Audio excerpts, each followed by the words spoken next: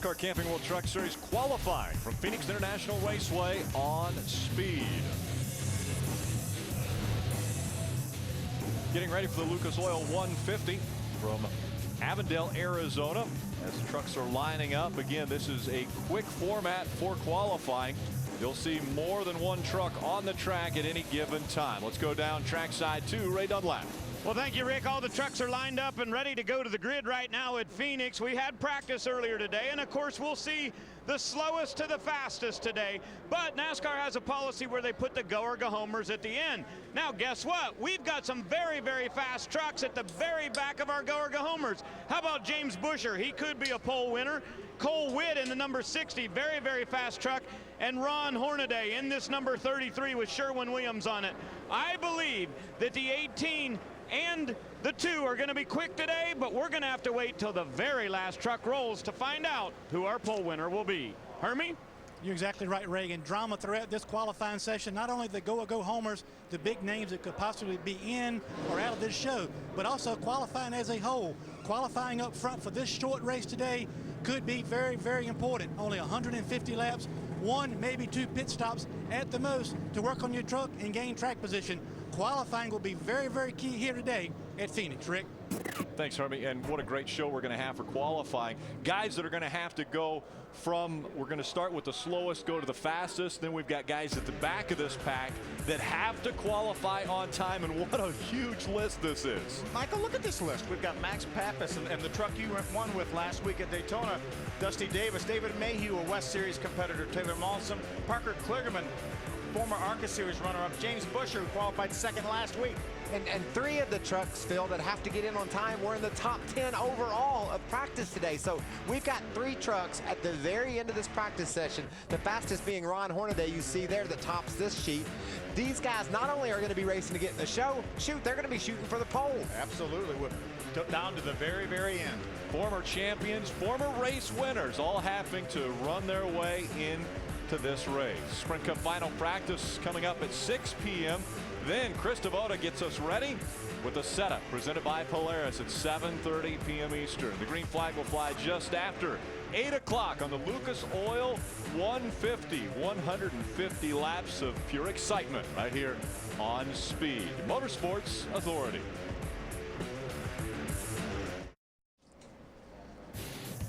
Speed presentation of NASCAR Camping World Truck Series qualifying from Phoenix is brought to you by Camping World and the Good Sam RV Club. Everything for the RV, including RVs, accessories, warranties, insurance, roadside assistance, and more. And by Cece's Pizza, home of the endless pizza, pasta, salad, and dessert buffet. First truck rolling off of pit road and onto the racetrack. That's Norm Benning. Our old buddy Norm, talked to him down in Daytona. He's just loving racing, having a little bit of trouble finding the finance and sponsorship to be able to compete be more competitive, but certainly loves being out there. And it's fun just seeing his passion in his heart, isn't it? Top 20 in points last year for Norm, so the consistency paid off for him. And again, the top 25 trucks that are going to go on the racetrack are locked in. They will for sure be racing later on the season. First 25. First 25. And then we got a whole bunch of guys that aren't sure if they're racing or not and have sights set on the pole. I mean, there's so many different agendas at the end of this qualifying session. It's crazy. I was talking to Tom Davis, the team manager for Vision Aviation Racing, the team you won for at Daytona, and he was really concerned. Obviously, one of his trucks not locked in, but very, very concerned about getting that thing in the show. Yeah, Doug and all those guys that work on that 15 truck. I told y'all from Victory Lane last week, I didn't know any of them, but I sure do like them. And they're just loving this opportunity. They got 2 trucks here in Phoenix, 2 young cats driving those trucks, and they're planning on running the full season with the 51 truck and maybe run the 15 truck on occasion. So Vision Aviation Racing is all in here in the truck series. Norm Benning slowed down quite a bit from his practice time from earlier today. 30.009 was what he ran in practice. His first lap 30.773, but as I mentioned, locked into the race, so looks as though Norm's going to go 1 lap and be done of his qualifying. Next truck on the track is Chase Mattioli. You see him there in the 10 truck. these two trucks that the first two out are the slowest ones from practice earlier today, and that's what's so fun about this session. With each truck that goes out, they just get progressively faster, and we've seen the drama just build all the way till the fastest truck finally runs and sees if he can get on the pole or not. We started this, a modified version of this last year. There was times we had 14, 15 different pole sitters throughout the qualifying session. Ray Dunlap. Joey Coulter, your truck didn't look like it was very good at the beginning of practice, but a lot better at the end. What'd you guys find? Oh, a lot of it was just me learning the track. This is my first time here, so I had a lot to work on this morning. But the guys did a great job getting the truck better than it was, and everybody, the whole team was helping me out figuring this place out. I talked to Austin a bunch during practice, and really just gave me a ton of information that I needed, and by the end of the practice, we were pretty good. Okay, so Coulter's the rookie, and he's getting information from the veteran, Austin Dillon. The young veteran, Austin Dillon. 20-year-old Austin Dillon. Well, he's a veteran of poles, that's for sure. Yeah, 8 of them career-wise, and certainly a great shot for the pole today. Could get his 9th. So Chase Mattioli on his second lap goes just a bit quicker than his first lap, over 121 miles an hour, 29.553. And of the two trucks on the racetrack, we've had 2 different pole sitters. We'll be back. More qualifying here on Speed.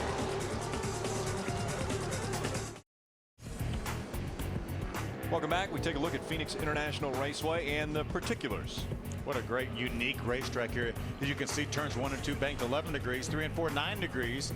Completely different ends of the racetrack, as well as a little bit of a kink on the backstretch. Yeah, and you can drive this track so much differently on each end. Down in turn 3 and 4, you can really get down on that apron and squirt through the center of the corner with some speed, with some maybe throw the gas down just for a minute down in the center of the corner. Something you don't do anywhere else, but you get that run through there, and it sets you up for the exit. So you can certainly, like we heard Joey Coulter talking, they worked on me. They gave me some advice and me some direction. That's key here at Phoenix, because there are so many different ways to get your truck around this track.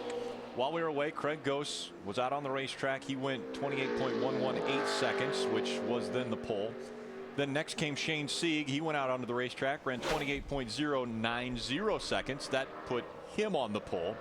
And now it's Jeffrey Earnhardt's turn. He's only 3rd quick on his first lap. And we've only had 4 different pole sitters so far. So 4 of 4. Yeah, and this may be 5 right here. Yeah, see if it looks like a good line for Jeffrey. Maybe he can pick it up a little bit here on lap number 2 and make it 5 for 5. Does he go to the top of the charts? He sure does. 28.045, 5 for 5. What a great run last week for Jeffrey Earnhardt at Daytona and this Rick Ware team. Just a super top 10 run for Jeffrey. Great to see. So as Jeffrey slows down, that will put the next truck, Justin Marks, on the racetrack. Justin had a bit of an issue in practice. Actually lost an engine in practice. Spun that truck around. They had to tow him back in, but it looks like they got her tuned back up. It's a good looking truck. I like that paint job. It is a good looking truck. Fast. Justin Marks ran a 28.249. That was his fastest time in practice earlier. We'll see if he's able to improve on that. As you mentioned, his practice was shortened a bit because of the motor problems. Pretty good first lap for Justin, 28.246. That slots him in 4th right now. Look for him to pick up a little bit here on the second lap and maybe even jump in front of Jeffrey Earnhardt. Working his way out of 4. In his first lap, 28.246. We'll see if he picks it up on lap number 2. Come on, on, does he go now. to the top of the charts? He does. 27.967 for Justin Marks. 6 of 6. You've been relying on me to hear the times. We'll be working on that and hopefully give you that when we come back after this break.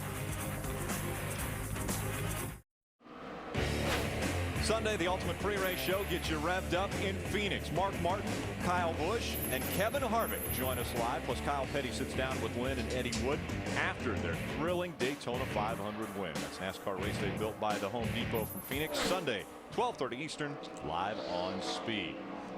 The 07 of BJ McLeod was out on the racetrack. He was 5th quick when he was out on the track. Now he's 6th quick because Ryan Sieg has just jumped to the top of the charts at 27.669 seconds. And again, a little difficulty with timing and scoring. Looks like we've got that rectified as you see the qualifying order roll across the top of the screen. That's a half a second pickup for Ryan Sieg from his practice lap. So good job by him. 7 different pole sitters so far. Johanna Long on the racetrack. You know, that lap by Sieg there could mess up all of our fun of having repeated new pole sitters every time a truck goes on the lap. That's a huge pickup for that team. So see if Johanna can pick up a lot of speed as well, like Ryan did. That's a full 0.3 of a second right now, faster than Justin Marks, who's second. Johanna Long, first lap, 7th quick. Put that truck up in the top 5 in qualifying last week at Daytona.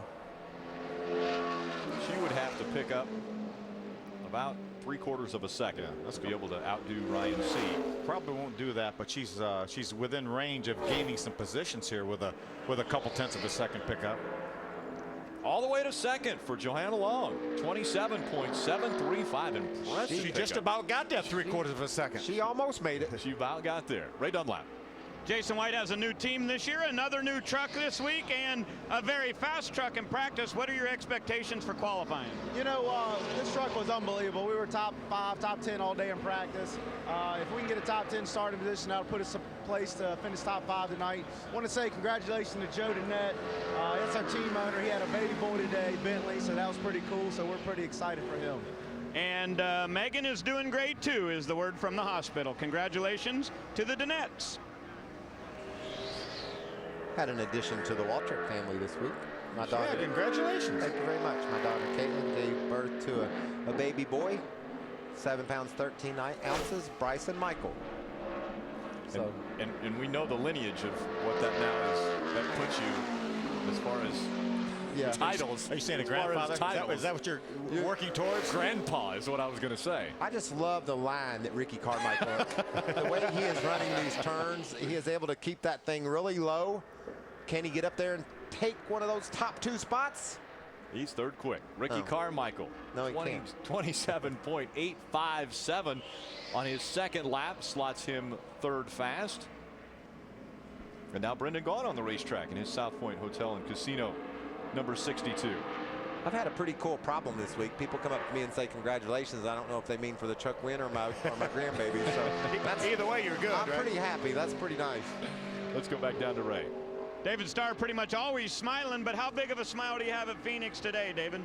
I'll tell you, our Zachary Toyota Tundra is pretty good in practice today. Jason Miller and Slash, our engineer, really worked hard. We had a good truck at the end of the season last year. We're racing here in Phoenix. They changed some things up, and it seems to be working. So gonna be a tough race, but our Zachary Toyota Tundra should be up near the front, hopefully contending for a win. What's the strategy going to be tonight today? But talking about tires, you know, at Daytona you could have gone the whole race without changing tires. How many times do you think you'll see the pit stops tonight? I believe it's every time we'll pit for fuel, we'll probably change tires. We'll use up every set of tires we have in the pits tonight. But unlike Daytona last week, where you could have ran the whole race on one set of tires, but definitely different here. Tires will make a big difference tonight. Okay, good luck. Go get him. David Starr, truck number 81. Brendan Gaughan went to the top of the charts on his 1st lap and then improved on his 2nd lap. 27.355 for Brendan Gaughan. We're gonna break this. We're gonna there. break this track record. I think we're gonna smash it. Yeah, smash it. Thank you, Phil. That's the word I was looking for. The cloudy conditions is just playing right into these guys' hands. A lot of speed already. See Brendan Gaughan down 27.3, and you know, we talked during the practice show, and you mentioned the fact that this racetrack, as the temperatures got warmer, would start losing grip, and it did. But now all of a sudden it's a little bit overcast, and that grip's coming back. yeah, I don't know if you could ask for better conditions than we have right now, Phil. There's a chance we could break the track record in all 3 divisions again. And you know what they're going to do about that? Reconfigure the track. Yeah, they'll change the track. You think you people about got this place figured out, don't you? Well, We're gonna change it. come back in November and talk to me. First lap for Miguel Paludo, 10th quick at a 28.282. Grabbed just a little bit more of that apron than he meant to, and it got his truck sideways. I'm sure he'll probably pick it up a little bit, but that hurt him for sure. Paludo up to 6th quick with his lap of 28.027. On the racetrack, we've had 12 different drivers try to take on this mile track, and Brendan Gaughan fastest to this point. Speed's coverage of NASCAR Camping World Truck Series qualifying from Phoenix is brought to you in high definition by Funai. Funai, fun and innovative. Experience more at FunaiAmerica.com.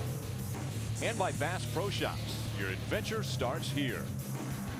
And by Toyota. Joey Coulter comes to a stop on pit road, and that is after his qualifying run of 27.289, and he is now the pole sitter that everyone's shooting for. And right now on the track, the 51 truck, that's Vision Airlines Racing Justin Johnson. He had a really strong first lap field, 27.69. If he picks up what the other guys have, he could go to the top. Jumps one more spot up to third. Still picked up 3/10, huh? Yeah, 27.361 on lap number 2 for Justin Johnson. Let's go back down to Ray Dunlap. Well, Kyle Busch is getting ready to jump into his Dollar General Toyota. In practice today, I saw you in the 2 almost identical. He ran a mock run, you didn't. So what do you expect in qualifying? I don't know. You know, we just wanted to make sure we kept our tires right, you know, on the right cycles and everything. So we didn't worry about a mock run there, but we feel really good about the Dollar General Toyota. You know, it's been a great truck thus far and a brand new piece, you know, something specially built that we spent a lot of time with. So hopefully it comes out here and runs really strong for us, and you know, we can get a little bit more Kyle Busch Motorsports chassis sales this year. But all in all, you know, the guys have done a great job this week. Preparation was well, and unloaded right off the truck pretty fast, so we were happy with that. And let's see if we can't carry this Dollar General Combos Tundra to the pole here, and if not, maybe hopefully the race win tonight. All right, good luck to you. And folks, there's no question about it. At the end of the day on Friday, nobody will have anywhere near as many laps on this track as Kyle Busch did. They're doing triple duty. All 3 series here, practice, Camping World Truck Series, Nationwide Series, as well as the Sprint Cup Series. Hadn't really been a typical Johnny Sauter day. We saw him spin out early and hadn't really seen a great deal of speed out of this truck, but solid first lap there. He should be able to pick up enough to grab the pole here.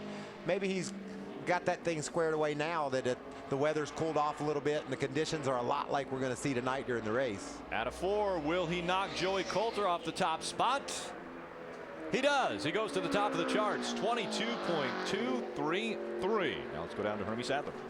Well, I was trying to get Joey Coulter on while he was still on the pole, but still P2, a good pickup for you guys during practice. Your first time here, you guys have gained a lot of ground today. Yeah, we have, and you know, that's how good this team is. I mean, everybody on here works really, really hard, and everybody helped me out a ton this morning. Austin was giving me a bunch of great information, which really got me up to speed here. This is not the easiest track in the world, I'm finding out, but it's been fun. I think for tonight we'll have a good night as long as we stay out of trouble, and we'll be there at the end. Joey Coulter, he's P2 right now, Rick. Thanks, Hermie. Nelson Piquet Jr. had the most laps of anyone during the first practice at 81. Now in his qualifying run, 5th quick on lap number 1, 27.593. You know, we saw Joey Coulter pick up a bunch on that second lap, and you probably think that Nelson Piquet Jr. might as well. Not a whole lot of experience. Every lap they go on the track, they're learning something. So be interesting to see if that's a trend. He got a little bit low there in 3 and 4, got the thing off the track more than he intended, I think, but we'll see. Does he move up on his second lap? Actually slows down just a bit. Yeah. 7.724 for Nelson Piquet Jr. on lap 2. You want to use that apron, Rick, for an assist. You know, you just tick it a little bit, barely nick it, and it'll help your truck head the other direction.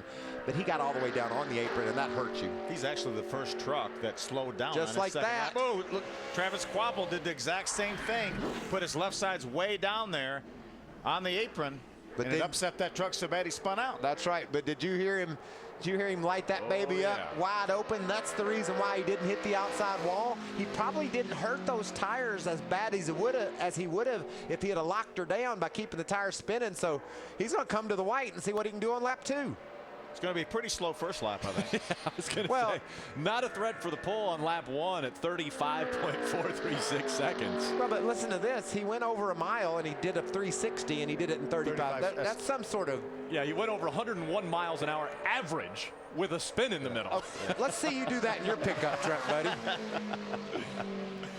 Take that one. So far, he's the fastest of all the guys that have spun. Whoa, his hand's full. Look at his hands. He's working very, very hard to get back to the start-finish line, and he does it 15th quick on lap number 2, 28.787 seconds. So, you know, that might have been a little bit of pressure from Mike Skinner sitting on the pole 100 times in that truck. He said, I'm going to go out there and get me a pole. And look how far down in the apron he is. And when he came back up off the apron, his truck started wiggling.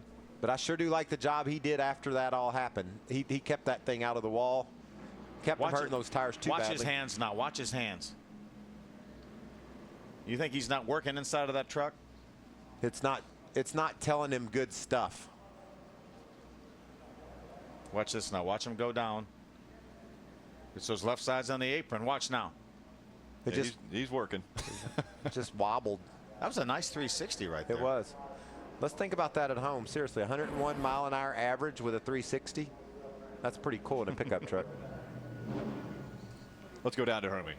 Yeah, Johnny Sauter want to get somebody on while they're still on the pole. Good run for you guys. This is the kind of racetrack you guys come to knowing you can win. Yeah, for sure. We've just struggled today with our safe auto curb record Chevy. I don't know why. We just, I was actually the first one to spin out this morning on my first lap. So I don't know. I've never spun out on my own at this place, but nonetheless, I guess first time for everything. But proud of Joe Shear, all the guys, everybody at Thor Sport. We just been loose, and I think a lot of people have. Obviously, you just saw Quapple spin out, and he doesn't spin out very easily. So we're just chasing a little bit, but hopefully that'll be a decent starting spot somewhere around 10th or 12th, and I know we can race him from there. Johnny Sauter looking to capitalize on a good racetrack for him, guys. Thanks, Hermie. So a little break as they're checking to make sure everything's all right with the racetrack. Matt Crafton looks like he has a little confidence as he'll be one of the latter trucks to go out in the locked in 25 or top 25. He'll be the 23rd to go out on to the racetrack. So he'll be strapping in very shortly.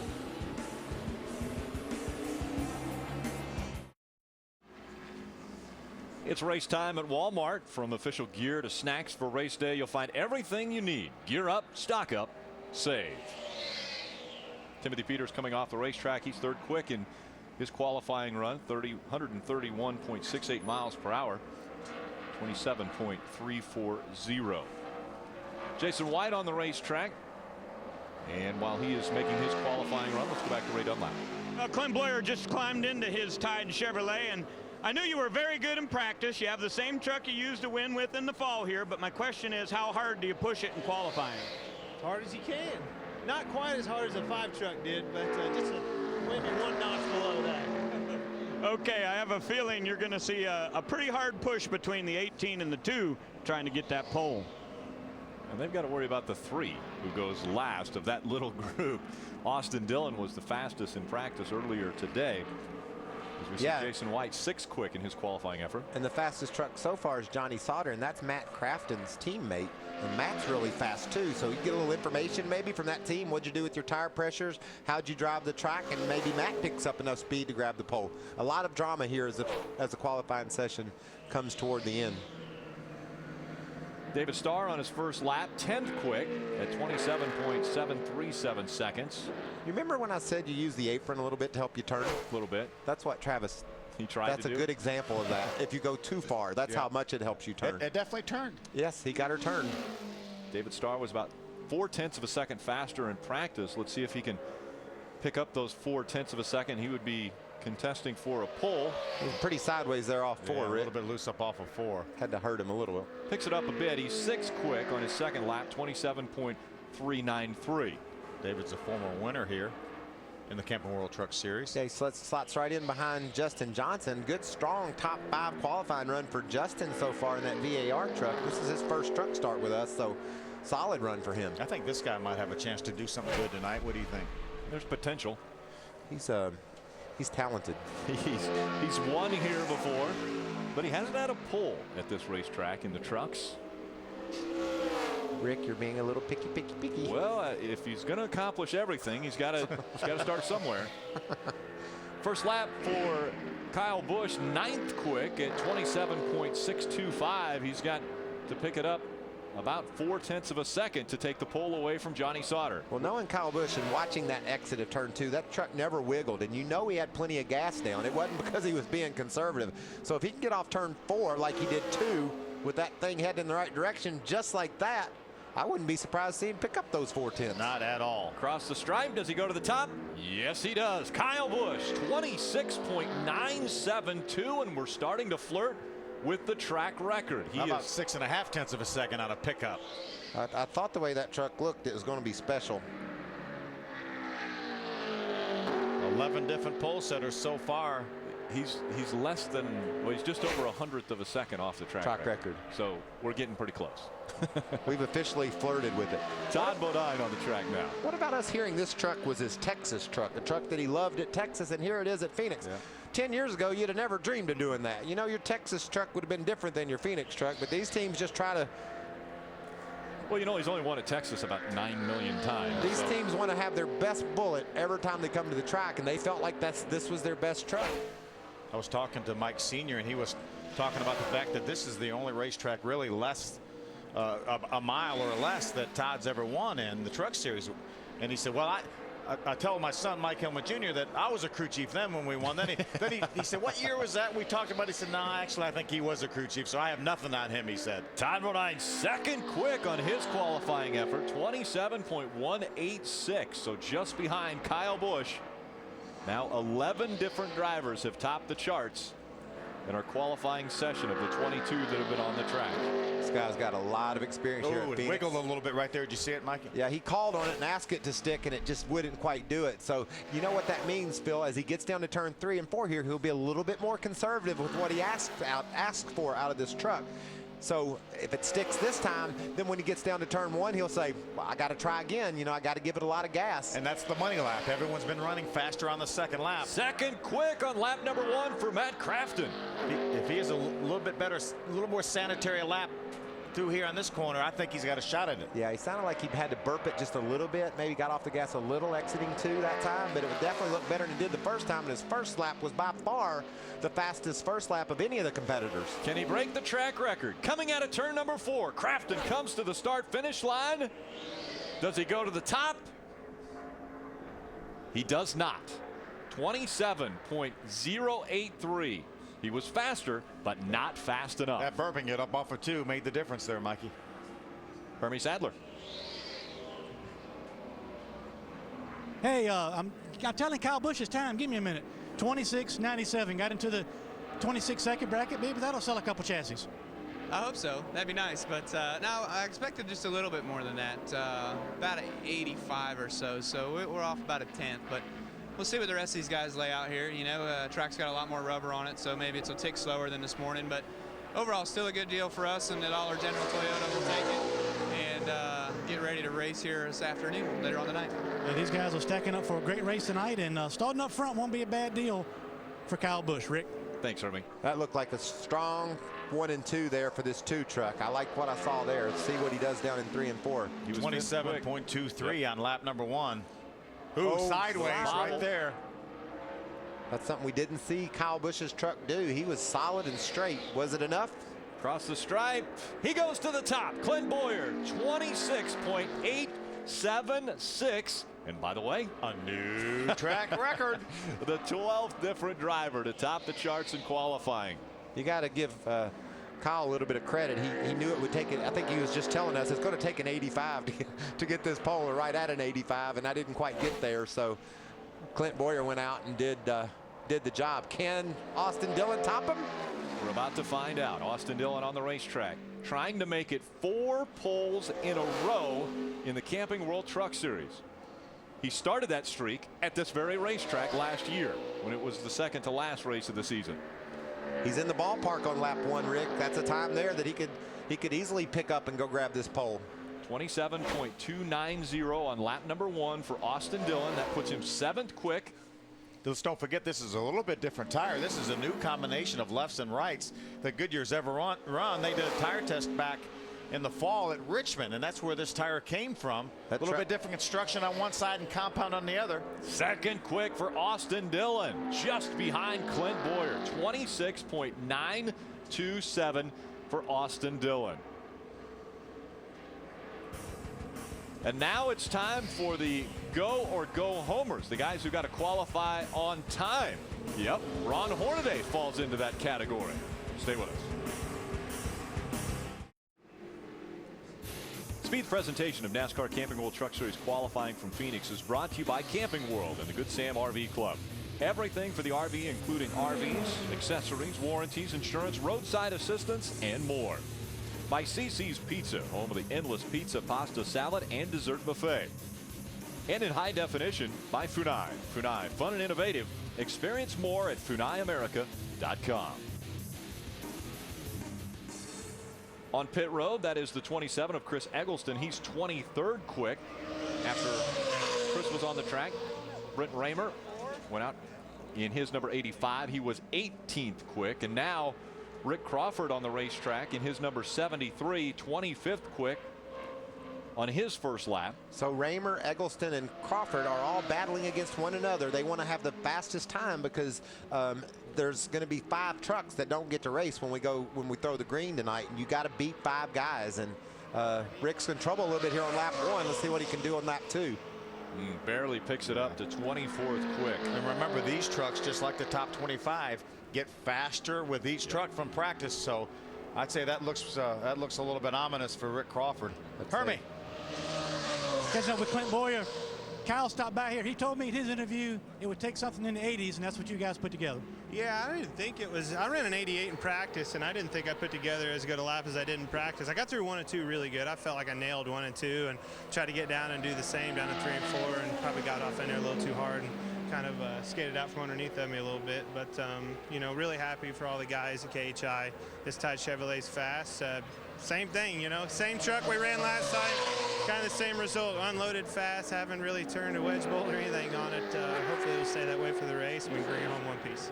Clint Boyer is on top of the chart right now, Rick. Thanks, Hermie. We have Mike Skinner on the racetrack now. One of the things that he can fall back on, as long as Ron Hornaday has as good a time as we think he's going to have, he could fall back on the past champion provision. Yeah, and that's one thing we have to remember when we talk about Brett Raymer, Chris Eggleston, Rick Crawford. They have to beat 5 of each other, 5, not counting Mike Skinner. And Mike Skinner just beat them all. He drove all the way up to the 17th spot, ran a time of 27.928, and he was sideways down in turn 3 and 4, Phil, but yet was able to hang on to that baby and put a solid lap in the books. You know, you don't want to rely on Ron Hornaday. Mike does it, because that thing might not start. He might not ever get a chance to go run. That put Ron in and Mike out. So great job by Mike Skinner right there. Let's hear from Ron Hornaday. He's with Ray. Clint Boyer put down a lightning fast lap. That's a truck that they used here in the fall. Ron Hornaday has a brand new unit that's a sister to that. You got anything for your lightning fast teammate and a pole run, Ron? Like my paint scheme? I love it. Sherwin-Williams. Do you like that? I don't know. We made a little bit of changes. We're a little different than Clint is, so we got a new truck. We'll hope to see. This waiting is kind of weird. You know, the sun's popping in and out, and those guys went out when it was a little cooler. So we'll see. You know, usually going last here is better, but I don't know what we have. We'll see what Jeff Hensley put underneath this Sherwin-Williams Chevrolet. When you say it's a little different, is that driver preference or crew chief preference? Both.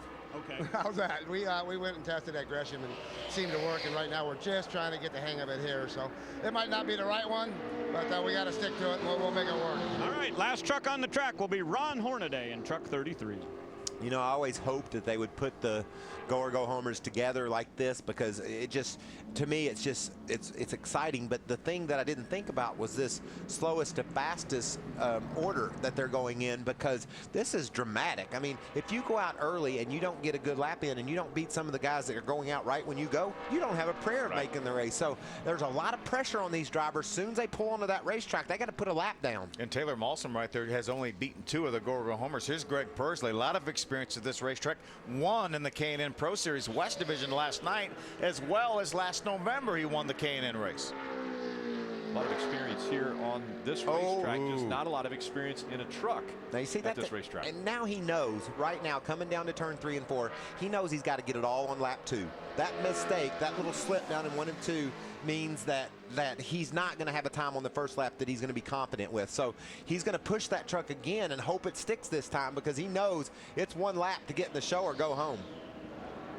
His first lap, as you mentioned, maybe not his best, but 18th quick, and he puts 4 of the guys he's racing against behind him. Yeah, a lot better corner that time too, Michael. I look for this lap to be at least 3-4 tenths faster, maybe even 5. Yeah, all the way up to the top 10 if he can just get through 3 and 4. And so he's got to feel pretty good about how that 1 and 2 felt. Good lap there too, good turn there. Oh, just a little bit loose. You saw his hand go back to the right just a little bit. Pursley up to 12th quick, so an impressive run for Greg Pursley on lap number 2, 27.413 seconds. And that obviously locks him into the field, because he's already beaten 5 trucks. But Mike Skinner's one of those trucks, so he has to actually beat 1 more truck. This is the truck that I ran last week at Daytona. Dusty Davis got a little wide off too there. That just probably means he's carrying a lot of speed, I hope, for him. Your voice went up there for a second as you were watching him come out of 2. Sounded like TJ Bell there for a minute. Kind of scary. I was a high talker, wasn't I? Dusty Davis on his first lap. I think that'll do it. That looked like a good lap. Moves up to 16th quick for Dusty Davis. 27.683. I like him using that apron. That's something that'll pay off for him tonight. I don't like that much of it right there during qualifying. I think that was a little aggressive, a little bit too low. Probably hurt his exit off too a little bit. That's about what he ran in practice. If he can pick it up a little bit, if he can jump up ahead of Greg Pursley, then that will lock him into the race.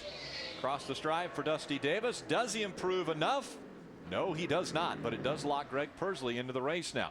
14th quick for Dusty Davis at a 27.526. Hermie. Yeah, Mike Skinner, 27.90, about 18th quick right now. If you need it, you got a spot to get in, but I know you want to try to get this truck up to speed and get a chance to run up front and win this race.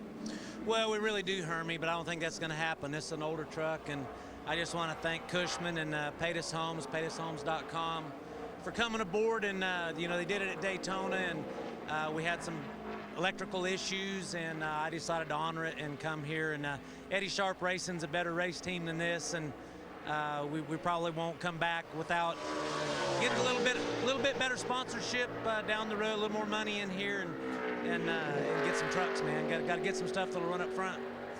Mike Skinner a little bit not smiling. He's used to running up front here at this racetrack, Rick. Yeah, difficult situation for Skinner. Now on the racetrack, yes, folks, this is our points leader. Clay Rogers in the go or go home bracket has to race his way into this race, and he's leading the points in the Camping World Truck Series. Good news, bad news, Clay. You're leading the points. By the way, you better make the race in Phoenix, or you don't have a shot to be leading it next week. 17th quick for Clay Rogers, 27.704. If he can beat Dusty Davis right now, who ran a 5.26, that will lock him in the field. This is so nerve-wracking. If you're these guys, you know you have to get in when it's your turn, because the guy that's going after you is faster than you in practice. So, man, this is tense. Clay Rogers needing to pick up a couple tenths of a second. Let's see if he does it. He does. He jumps all the way to 10th, and that will lock our point leader into the race tonight. 27.360 for Clay Rogers. He will race later on this evening. Will Cole Witt, he's got his work cut out for him as well. Welcome back to Phoenix International Raceway. Parker Kligerman, not as quick as he was hoping for. 17th quick. That locked Dusty Davis into the race because he was just a bit slower than Dusty Davis. So now Parker Kligerman is that truck that is on the bubble. Max Pappas comes off of the racetrack. He was 15th quick, locked himself into this race. 27.519. Now let's go back down to Hermie Sadler. Yeah, Clay Rogers, heck of a job. Top 10 qualifying run. Like yourself in the show. Your hands shaking like it's 30 degrees out here. Great job. Thanks, Hermie. Man, I've had a lot of qualifying laps over the years, but I got all I could get on that one. And these guys at this RBR Enterprises team just worked their tails off today. We unloaded pretty far off, and not very often do you unload as far off as we were and make the gains that we did and get back in contention to make this race. And I just can't thank them enough. Fleet HQ, BTS Tire and Wheel Distributors, everybody is on board with this deal to make it happen. It's a long way to Phoenix from Sarah Gorder, North Carolina, and it was a tough time getting here. A lot of lost sleep, but we couldn't be happier right now. And I told him, when you pull down pit road, if you've got 10 people trying to get the winning net down for you, you're in. If you don't see a soul that belongs on your team, you didn't. Good job for these guys. Good indicator. How about David Mayhew? 4th quick on his qualifying effort, 27.031. This guy's fast all the time. He's a regular in the West Series here, and had a top 10 run yesterday after pitting really late, got his way back up into the top 10. A fast competitor. Great qualifying effort for him. And I look for a lot out of Justin Lofton too. You can see here he's down in turn 3 and 4. The thing's a little bit loose, but he's with this Germain team. I just feel like he's going to be a guy this year that we're going to watch and we're going to see make a lot of progress. First lap, 25th quick for Justin Lofton at a 28.005. So he'll need a big pickup to lock himself in. It's going to take a half a second. And that's what Max Pappas did. Max ran around a 28 flat. So Justin's going to need to pick up a half a second here. Drove her hard down in turn number 3. Let's see if that truck gets turned. See if he can keep that back in under him. He does pretty well. This looks like a pretty good lap. Yeah, just across the stripe. Does he race tonight? Oh no, my goodness, he is close. He is now on the bubble. And that locks Parker Kligerman in the field. Unfortunately, Rick Crawford and Chris Eggleston now are locked out of the field. They will not race this evening. Brad Sweet's our next truck on the track. You can see him down off the turn, off the surface there in 1 and 2, but that didn't upset his truck too badly. He might have been too tight, and if you get down on there, it'll help it turn. It won't upset the truck as bad. If you're a little loose, it'll spin you out. This is one of the Turner Motorsports trucks, one of their 3 entries, along with James Busher and Ricky Carmichael. Across the stripe, Brad Sweet's first lap is 26 quick, and that sends Taylor Malsom packing once again. 2 races in the 2011 season, and he's missed both. But he's still not locked in. Yeah, Brad's got a long way to go to get himself locked in. No guarantee here. He needs to pick up over 0.3 of a second to beat out Justin Lofton, who is now on the bubble. They ran the same time, he and Lofton, on the first lap. See if Sweet can pick it up.